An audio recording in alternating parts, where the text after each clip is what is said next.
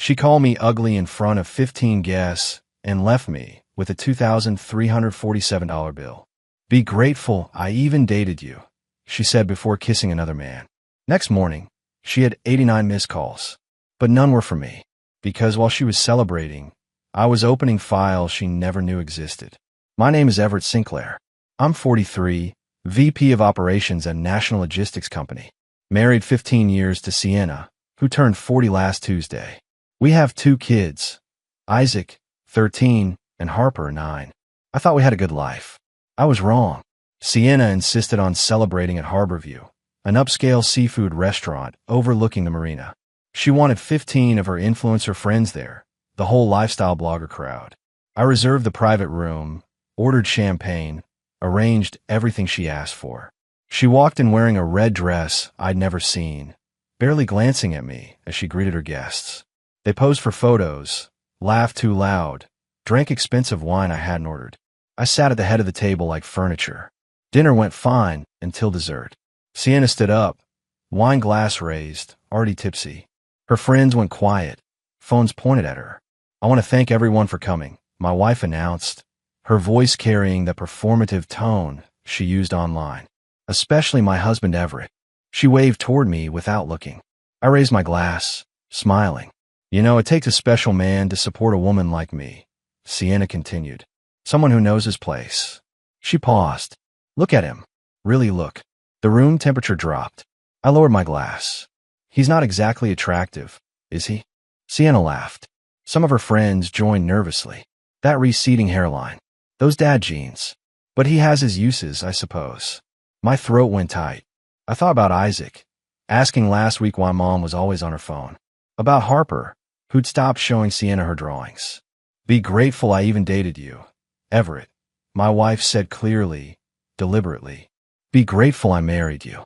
Someone actually clapped. Another laughed openly. Then Sienna walked over to Preston Gallagher, her business associate, seated 3 chairs down, and kissed him on the mouth. Not quick. A statement. Now that's a real man, she announced. She grabbed her purse, linked arms with Preston, and headed for the exit. All 15 guests followed, leaving half-eaten desserts and empty glasses behind. The server appeared with the check. $2,347. She set it down with sympathetic eyes. I'm so sorry, sir. I didn't speak. Just pulled out my card, paid, added 30% tip, and photographed the receipt. Not from anger. Not for revenge. Because I needed to remember the exact moment I stopped pretending. I drove home in silence. The house was dark, kids asleep, babysitter gone. I walked upstairs to my office and unlocked my laptop. The small gray icon in the corner, the one Sienna never noticed, opened to a black screen. Password protected. I typed the code. The interface loaded. Clean folders labeled with dates, names, locations. Years of documentation. I uploaded the receipt, cross-referenced it with 6 months of cellular data. Preston Gallagher's name appeared 17 times, matched with Sienna's GPS coordinates. Hotels, restaurants, a Delaware beach house. I opened another folder. Bank statements. Cash withdrawals Sienna couldn't explain. Credit card charges at jewelry stores. $50,000 transferred from joint to personal accounts. Then the college fund folder. Empty. $183,000 gone. Traced to a Shell LLC under Preston's mother's maiden name. My children's future, stolen. I sat back and stared at the screen. No anger yet. Just cold clarity. Sienna thought she'd married someone simple. Someone who'd stay quiet. She had no idea who I was. I slept better that night than I had in months. No tossing, no checking my phone, no wondering where Sienna was. Just 8 solid hours of dreamless sleep. When you finally stop lying to yourself, peace comes easy. My alarm went off at 6. I showered, dressed in my usual work clothes, and went downstairs. Isaac and Harper were already at the kitchen table, eating cereal. The babysitter, Mrs. Chun, looked exhausted. Your wife never came home, Mr. Sinclair, she said quietly, glancing at the kids. Should I be worried? No need, I replied calmly. She's staying with a friend.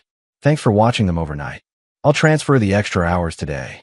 Mrs. Chen nodded, gathered her things, and left. Isaac watched me over his bowl, his 13-year-old brain already calculating something was wrong. Dad, is Mom okay? my son asked. She's fine, I said, pouring coffee. Eat up. School in 30 minutes. Harper looked up from her cereal. Daddy, why didn't Mommy say goodnight last night? I knelt down beside her chair, brushed hair from her face. Sometimes grown-ups have complicated nights, sweetheart. But you and Isaac are my priority. Always. She nodded, not quite understanding, but trusting me anyway. After I dropped them at school, I drove to my office downtown. 43rd floor, corner view, overlooking the harbor. My assistant, Jennifer, handed me coffee and my schedule. Morning, Everett, she said. You have the quarterly logistics meeting at 10, then lunch with the Memphis distribution team. Thanks, Jen. I walked into my office and closed the door. My phone sat on the desk, face down. I'd silenced it before bed. Now I flipped it over. 89 missed calls.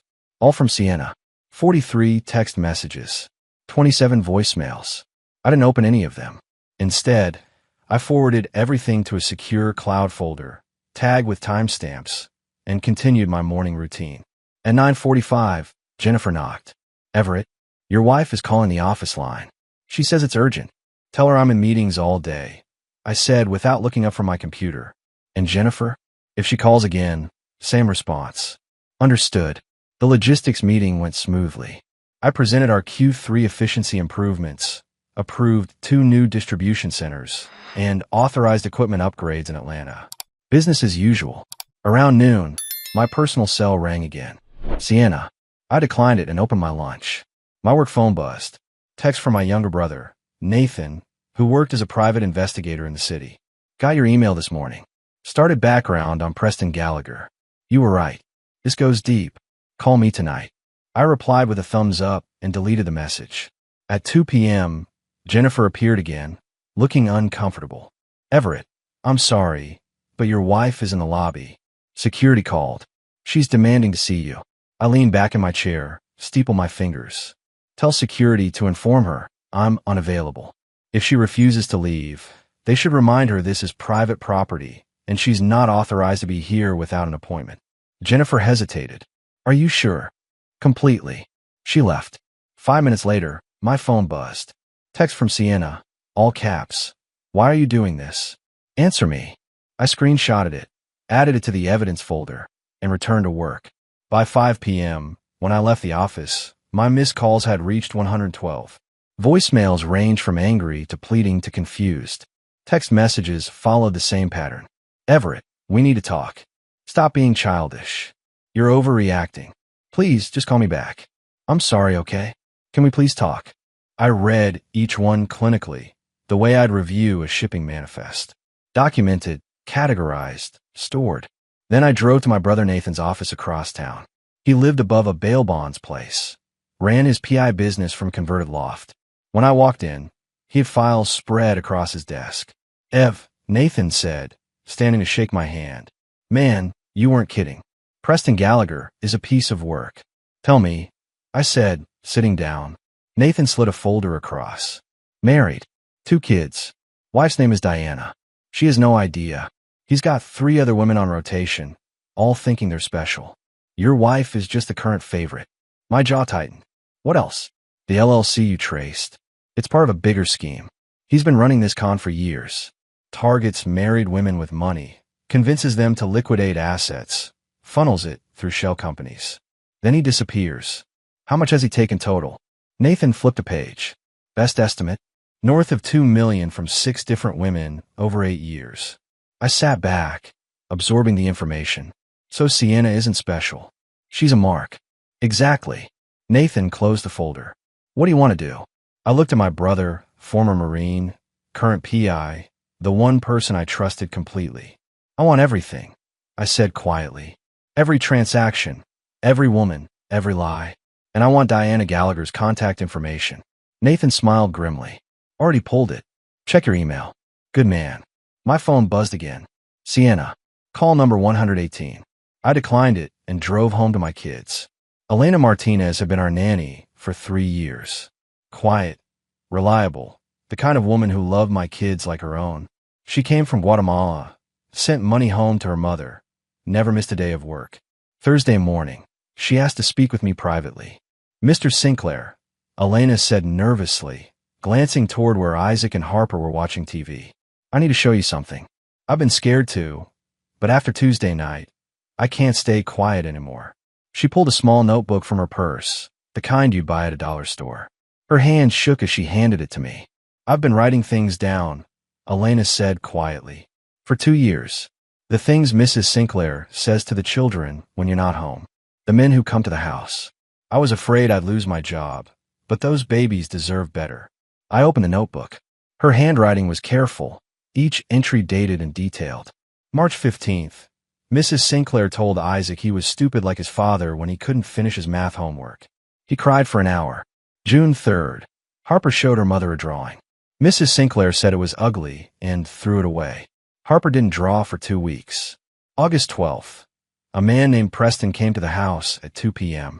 They went upstairs for 3 hours. I had to keep the children outside. Page after page. 24 months of documentation. My wife's cruelty, laid bare in Elena's precise notes. My hands tightened on the notebook. Elena, why didn't you tell me sooner? I was scared, sir, she whispered. Mrs. Sinclair said if I ever told you anything, she'd call immigration on me. My papers are good, but I was afraid. I looked at this woman who'd protected my children while being threatened. Elena, you're not losing your job, and I need you to testify to what you've seen. Can you do that? She nodded, tears in her eyes. For Isaac and Harper, yes. Thank you. I stood, walked to my safe, and pulled out an envelope with $5,000 cash. This is for your courage, and your salary just doubled. Elena tried to refuse, but I insisted. You protected my kids when their own mother wouldn't. That's worth everything. After she left, I called Nathan. I need you to secure a witness. Our nanny. She's got 2 years of documented abuse. On it, Nathan replied. Also, I contacted Diana Gallagher, Preston's wife. She wants to meet you. When? Tomorrow. Neutral location. She's bringing her own evidence. I looked at Elena's journal on my desk. The walls were closing in on Sienna and Preston. They just didn't know it yet. My phone buzzed. Sienna. Call 147. I declined it and made dinner for my kids. Saturday morning, I took Isaac and Harper to the park. Normal father things. Pushing Harper on the swings, throwing a football with Isaac. But my mind was on the envelope in my glove compartment. 3 weeks ago, I'd taken both kids for what I told them were routine checkups. The pediatrician, an old friend from college, had quietly collected DNA samples. No questions asked. The results came back yesterday. Isaac, 99.9% probability of paternity. My son, Harper, 0% probability of paternity. Not my daughter. Biologically. I'd sat in my car for 20 minutes after reading that second result, staring at the paper like it might change. But numbers don't lie. Harper, with her bright smile and her love for drawing, wasn't mine by blood. She was Preston Gallagher's. The affair had been going on for at least 10 years. Sienna had gotten pregnant, convinced me Harper was mine, and I'd never questioned it. Why would I? She had my eyes, people said. My temperament. All lies. But here's what Sienna didn't understand. Biology doesn't make a father. I'd been there for Harper's first steps, her first words, every nightmare and scraped knee. I'd braided her hair and read her bedtime stories and taught her to ride a bike. She was my daughter. Papers didn't change that. What they did change was custody. Because now I had proof Sienna had committed paternity fraud, that she'd lied for nearly a decade, that she'd stolen not just money, but truth. Dad, Harper called from the swings. Push me higher. I walked over, pushed her gently, watch her laugh. You got it, sweetheart. Isaac appeared beside me. Dad, something's wrong. You've been different since Tuesday. My son, too smart for his own good. I knelt down. Isaac, your mom and I are having serious problems. But you and Harper are safe. I promise you that. Is she coming back? Isaac asked quietly. I don't know. I said honestly. But wherever this goes, you two are my priority. Always. Isaac nodded slowly, then went back to the climbing structure. That afternoon, I met Diana Gallagher at a coffee shop in the next town over. She was 41, attractive, exhausted. 2 kids of her own, both in elementary school. Mr. Sinclair, Diana said, sitting across from me. Thank you for meeting. Call me Everett. And thank you for coming. She slid a folder across the table. Preston's been doing this for 8 years. Your wife is number 7. He targets married women with assets, seduces them, convinces them to liquidate funds. Then he moves on. I know, I said. My brother's PI uncovered most of it. Diana's jaw tightened. What you might not know is that he has another child. With wife number 4. A daughter he's never met. Never paid for. My stomach dropped. Harper. You know. I pulled out the DNA results. Just confirmed. She's his biologically. Mine in every other way. Diana read the document. Then looked up with fierce determination. We need to destroy him. Together. Agreed, I said. What do you have? Financial records. Emails. Text messages. And I'm filing for divorce Monday. I want full custody. And I want him prosecuted for fraud. I extended my hand. Then let's make sure he loses everything. She shook it firmly. Starting now. Sienna made her move on Thanksgiving. She called my parents, crying, telling them I'd locked her out and turned the kids against her. Said she just wanted to see her family for the holiday. My mother, bless her heart, believed it. She called me Wednesday night. Everett, honey, Sienna says you won't let her see Isaac and Harper for Thanksgiving. Mom said gently, I know you're having problems, but it's family time. Mom, there's a lot you don't know. Then, come to dinner tomorrow. Both of you. We'll talk like adults. I paused, thinking, then smiled. All right, we'll be there at 2. I called Nathan immediately. Change of plans. Thanksgiving just became evidence collection day. What do you need? Nathan asked. Meet me at my parents' house tomorrow. 1:30. Bring Diana Gallagher and all the documentation. Thursday afternoon, I arrived at my parents' home with Isaac and Harper. My father opened the door, former Army colonel, still built like he could run a marathon. Son, Dad said, shaking my hand firmly. Your mother's worried. I know, Dad. That's about to change. Sienna was already inside, playing the victim perfectly. Red eyes, tissue in hand, hugging my sister Rachel. When she saw me, her face shifted to hope. Everett, thank God. We need to talk. We will, I interrupted calmly. After dinner. The meal was tense. Sienna kept trying to engage me, touch my hand, smile at the kids. Isaac and Harper stayed close to me, barely speaking to their mother. At 4 p.m., the doorbell rang. I stood. That'll be for me. I opened the door. Nathan stood there with Diana Gallagher and Catherine Stone, the attorney I'd hired 2 days ago. What's going on? My mother asked nervously. Family meeting, I said. Everyone, please sit down. I placed a thick folder on the dining table. My parents, my sister Rachel, my brother Scott, all stared. Sienna has been having an affair with Preston Gallagher for 10 years. I began calmly. She stole $183,000 from our children's college funds. And she's been verbally abusing Isaac and Harper for years. Sienna's face went white. Everett, what are you? This is Diana Gallagher. I continued, gesturing. Preston's wife. And this is Catherine Stone, my attorney. Diana stepped forward. Your daughter-in-law has been sleeping with my husband. He's a con artist who's defrauded 7 women. Sienna is number 7. My mother's hand went to her mouth. My father's jaw tightened. That's not all, I said. I pulled out the DNA results. Harper isn't my biological daughter. She's Preston's. Sienna lied for 9 years. The room went dead silent. My father stood slowly, his colonel's voice returning. Sienna, is this true? Sienna tried to speak, but nothing came out. Get out of my house, Dad said quietly. Now. Now, my father roared. Sienna grabbed her purse and fled, tears streaming.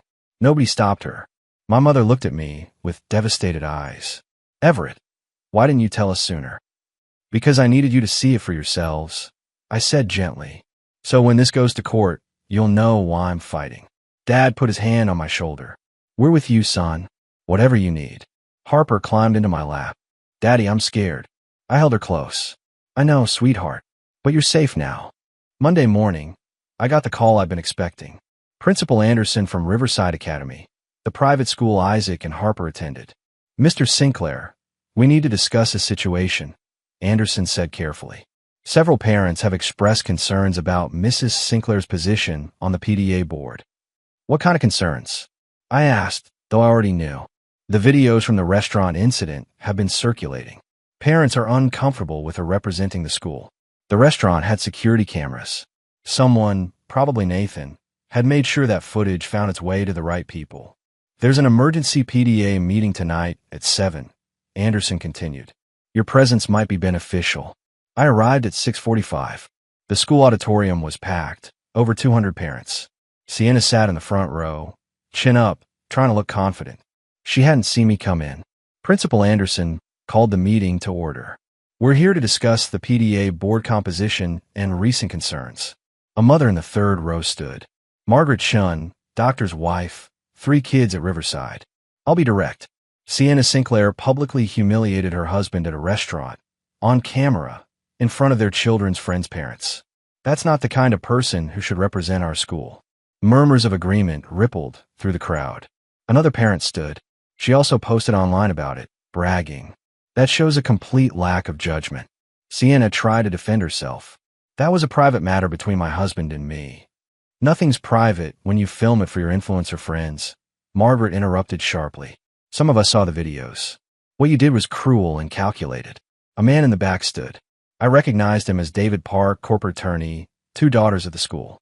I've also heard concerning reports about financial improprieties. Is it true you misappropriated your children's education funds? The room went silent. All eyes turned to Sienna. That's a lie, Sienna said, voice rising. My husband is trying to destroy me. Mr. Sinclair, would you like to address this? Principal Anderson asked, spotting me. I stood slowly, walked to the front. Parents shifted to watch. I didn't come here to destroy anyone, I said calmly. I came to protect my kids. Yes, my wife stole from their college funds. Yes, I have documentation. And yes, it's now in the hands of my attorney and the authorities. I looked directly at Sienna. What you did at that restaurant wasn't a private matter. You made it public. These are the consequences. Margaret Chin stood again. I moved to remove Sienna Sinclair from the PDA board, effective immediately. Seconded, 3 parents said simultaneously. Principal Anderson looked uncomfortable. All in favor. Nearly every hand in the auditorium went up. Motion passes, Anderson said quietly. Mrs. Sinclair, I'm sorry, but you're removed from the board. Sienna stood, trembling with rage and humiliation. You're all going to regret this. No, Margaret said firmly. You're going to regret teaching our children that cruelty has no consequences. Sienna grabbed her bag and stormed out. Not a single person followed her. After the meeting, several parents approached me. Everett, we had no idea what you were dealing with, Margaret said. If you need character references for custody, call me. 5 other parents offered the same. I thanked them, collected their information, and drove home. Isaac was waiting up. Dad, kids at school are talking, saying stuff about Mom. I know, buddy. It's going to be hard for a while. Is she really a bad person? Isaac asked quietly. I knelt down. She made bad choices. But you and Harper are good people, and that's what matters. He nodded slowly. I'm glad you're my dad. Those words, right there, made everything worth it. Sunday afternoon, while Isaac and Harper were at my parents' house, I sat in my office completing a project I'd started 3 weeks ago. A digital vault, encrypted and time-locked, containing everything they'd need to understand when they were older. The folder structure was simple. Videos, documents, timeline, evidence. I recorded a 30-minute video message, looking directly at the camera. Isaac, Harper, if you're watching this, you're 18 years old. Old enough to understand the truth about what happened to our family. I explained everything calmly, factually. The affair, the theft, the paternity fraud. I showed documents, played audio recordings, displayed bank statements. Not to poison them against their mother, but to give them truth. Harper, sweetheart, you're going to learn something difficult in this vault. Biologically, I'm not your father. Preston Gallagher is. But biology doesn't make a family. I chose to be your dad every single day. I chose you, and I'll keep choosing you for the rest of my life. I included Elena's journal, the DNA results, every piece of evidence from the case. Then I added something else, positive memories. Photos of birthdays, family vacations, soccer games. Videos of Harper's dance recitals, Isaac's basketball tournaments. I don't want you to remember only the pain, I said to the camera. I want you to remember that your dad fought for you, protected you, and loved you enough to tell you the truth when you were ready to hear it. I encrypted the vault with a dual key system. One key would automatically unlock on Isaac's 18th birthday, the second on Harper's. Both keys were held by Nathan and my attorney Catherine, with instructions to deliver them on those dates. Mr. Sinclair, Elena called from downstairs. The children are back. I closed the laptop, backed up everything to 3 separate secure servers, and went downstairs. Harper ran to me immediately. Daddy, Grandma made cookies. Did you save me some? I asked, scooping her up. Maybe, she giggled. Isaac hung back, watching carefully. Later that night, after Harper went to bed, he knocked on my office door. Dad, can I ask you something? Always, buddy. Come in. Isaac sat down, fidgeting with his hands. Some kids at school are saying stuff about Mom. About Harper. That she's not really your daughter. My chest tightened. What do you think about that? I think biology doesn't matter, Isaac said firmly. Harper's my sister. You're her dad. That's it. I felt pride swell in my chest. You're absolutely right. And Isaac, when this is all over, when you're both older, I'll explain everything. But right now, I need you to trust me. I do, Dad. I always will. After he left, I sat alone in the dark office. The vault was complete. The evidence secured. When my children were ready, they have every answer. But tonight, they just needed their father. And that's exactly what they'd get. Dr. Patricia Taylor arrived at our house on a Tuesday morning. Court-appointed psychologist, 25 years experience, reputation for being brutally honest in custody evaluations. Mr. Sinclair, Dr. Taylor said, shaking my hand. I'll be spending about 4 hours here today, observing you with the children, asking questions, evaluating the home environment. Whatever you need, I replied. She started by touring the house, checked the kids' bedrooms, noted the clean spaces, the homework area I'd set up in the dining room, the family photos on the walls. Tell me about your typical day with Isaac and Harper, Dr. Taylor said, taking notes. I walked her through it. Morning routine, breakfast together, school drop-off, after-school activities, dinner, homework help, bedtime. And when Mrs. Sinclair lived here, how was it different? She was often absent. Business trips, influencer events, girls' nights. I handled most of the parenting even before the separation. Dr. Taylor made notes. The children's teachers provided reports. Both kids have maintained good grades throughout this situation. That's unusual in high-conflict divorces. I've tried to keep their lives stable. She interviewed Isaac first. I waited in the kitchen, unable to hear their conversation. 45 minutes later, Isaac emerged, looking relieved. She's nice, Dad. Asked about school, basketball, how I'm feeling. Harper went next, only 30 minutes. She came out holding a drawing she'd made during the session. I drew our family, Harper said, showing Dr. Taylor. That's Daddy. That's Isaac. That's me. And that's our dog we're getting. You're getting a dog? Dr. Taylor asked, smiling slightly. Daddy promised when everything calms down, Harper explained seriously. After the kids went to play outside, Dr. Taylor sat across from me at the kitchen table. Mr. Sinclair, I've reviewed all the evidence. Elena's journal, the financial records, the DNA results. I've also interviewed your wife. And I asked carefully. Mrs. Sinclair presents with narcissistic personality traits, minimal empathy toward the children, and a concerning lack of remorse for her actions. She spent most of our session focused on herself, her reputation, her victimization. Dr. Taylor flipped through her notes. In contrast, your children show strong attachment to you, age-appropriate emotional development despite the circumstances, and consistent statements about feeling safe in your care. What's your recommendation going to be? She looked at me directly. Primary custody to you, with limited supervised visitation for their mother. Isaac and Harper need stability, consistency, and a parent who puts them first. That's you, Mr. Sinclair. Relief washed over me. Thank you. Don't thank me. I'm just reporting what I observed. Dr. Taylor stood. My official report will be filed with the court by Friday. Be prepared for Mrs. Sinclair's attorney to challenge it.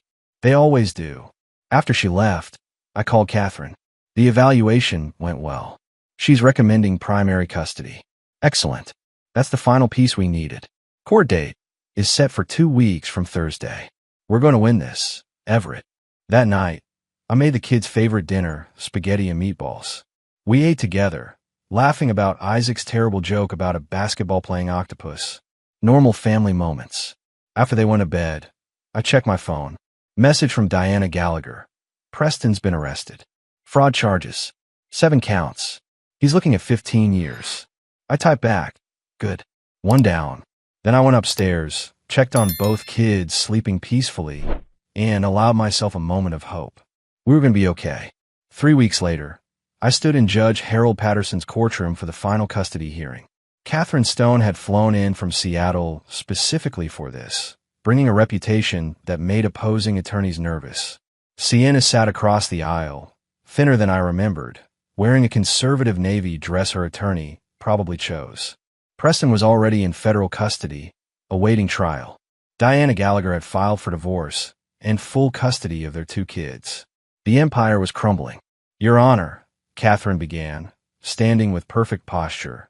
We're seeking permanent full custody of Isaac and Harper Sinclair, with supervised visitation only for Mrs. Sinclair. Sienna's attorney, James Mitchell, stood quickly. Your Honor, my client has made mistakes, but she's still their mother. She deserves meaningful time with her children. Judge Patterson, a man in his late 60s with kind eyes and a no-nonsense reputation, looked over his reading glasses. Mr. Mitchell, I've reviewed the case file. The mistakes you mention include paternity fraud, theft of college funds, documented emotional abuse, and adultery. Those aren't mistakes. Those are choices. Mitchell tried again. Mrs. Sinclair has enrolled in therapy, Your Honor. She's taking steps to improve. She enrolled in therapy 2 weeks ago. Catherine interrupted smoothly. After 10 years of damaging behavior. That's not rehabilitation, Your Honor. That's damage control. Catherine approached the bench with a folder. We have testimony from 17 witnesses. Teachers, coaches, parents from a children's school. All describe Mr. Sinclair as the primary caregiver. All describe Mrs. Sinclair as absent or dismissive. She pulled out Elena's journal. 2 years of documented verbal abuse. Isaac was called stupid. Harper was told her artwork was worthless. Both children developed anxiety that improved dramatically once in their father's full-time care. Judge Patterson read Elena's entries, his expression darkening. Mrs. Sinclair, do you dispute these accounts? Sienna stood shakily. I never meant to hurt them. I was under stress. You told your 9-year-old daughter her drawings were ugly. Judge Patterson said flatly. You called your 13-year-old son stupid. Under what stress is that acceptable? Sienna had no answer. Catherine continued. Dr. Taylor's psychological evaluation found narcissistic personality disorder, low empathy, and inability to prioritize the children's needs. In contrast, Mr. Sinclair scored exceptionally high in all parental bonding metrics. What about the paternity issue? Judge Patterson asked. Harper is biologically Preston Gallagher's daughter, Catherine confirmed. Mrs. Sinclair committed paternity fraud for 9 years. Despite this, Mr. Sinclair has chosen to remain Harper's father in every meaningful way.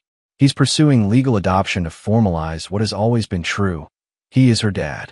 Judge Patterson made notes, then looked at me. Mr. Sinclair, do you have anything to add? I stood. Your Honor, I'm not here to punish their mother. I'm here to protect my kids. They need stability, honesty, and a parent who puts them first. I've done it their entire lives, and I'll keep doing it. The judge nodded slowly. This court finds that the children's best interests are clearly served by awarding full legal and physical custody to Everett Sinclair. He looked at Sienna. Mrs. Sinclair, you will have supervised visitation for hours per month until such time as you can demonstrate genuine rehabilitation. Not therapy appointments, but actual behavioral change verified by a court-appointed monitor. Sienna sobbed quietly. Mitchell put a hand on her shoulder. Furthermore, Judge Patterson continued, Mr. Sinclair is granted permission to pursue adoption of Harper, with Mr. Gallagher's parental rights to be terminated due to fraud and abandonment. The gavel came down. This matter is concluded. Catherine shook my hand. Congratulations, Everett. Your children are safe. Outside the courtroom, Nathan was waiting with Isaac and Harper. My daughter ran to me immediately. Did we win, Daddy? Harper asked. Yes, sweetheart. We won. Isaac stood back, more reserved. What happens to Mom? She gets to see you sometimes, with supervision. But you live with me now. Permanently. He nodded, relief visible on his face. Good. That evening, I made their favorite dinner again, letting them pick the movie for family night. We watched some animated film about dragons, Harper laughing at every joke, Isaac pretending to be too old for cartoons, but smiling anyway. Normal. Finally, beautifully normal. After they went to bed, I sat in my office and opened the digital vault one last time. Added the final core documents, Judge Patterson's ruling, the adoption paperwork I'd filed that afternoon. Someday, when they were 18, they'd open this vault and understand everything. But tonight, they were just kids who needed their dad. And I was exactly where I was supposed to be. April brought warm weather and cherry blossoms. Isaac made the varsity basketball team for next year. Harper's artwork won a school competition.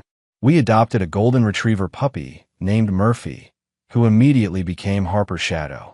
I stood in my backyard on a Saturday morning, watching Isaac teach Harper how to shoot free throws. Murphy barked excitedly, chasing the ball every time it bounced away. "You're improving, Squirt," Isaac told his sister encouragingly. "Just keep your elbow in." Harper tried again, the ball swishing through the net.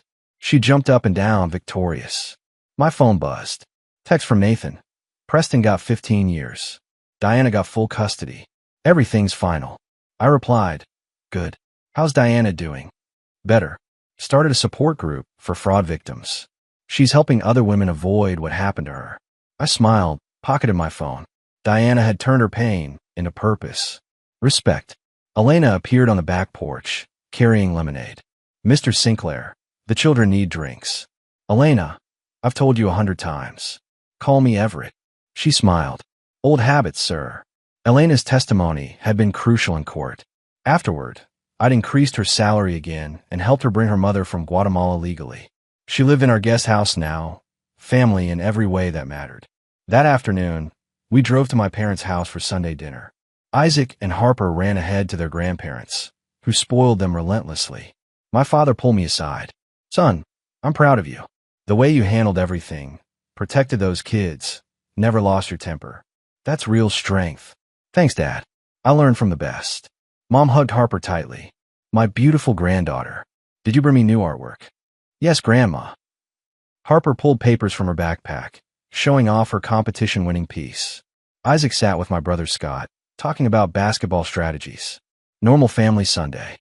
Later, driving home, Harper asked, "Daddy, are we going to be okay forever now?" I looked at her in the rearview mirror. "Yes, sweetheart. We're going to be okay." "What about Mommy?" she asked quietly. Sienna had completed 6 months of therapy. Her supervised visits were going slightly better, though both kids remained distant. She'd lost everything.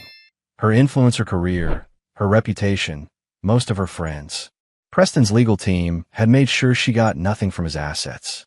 "Your mom's trying to get better," I said carefully. "That's between her and her therapist.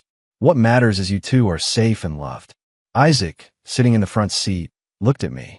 "Dad, I know I don't say it much, but thanks. For everything." "You don't have to thank me, buddy. Being your dad is the best thing I've ever done."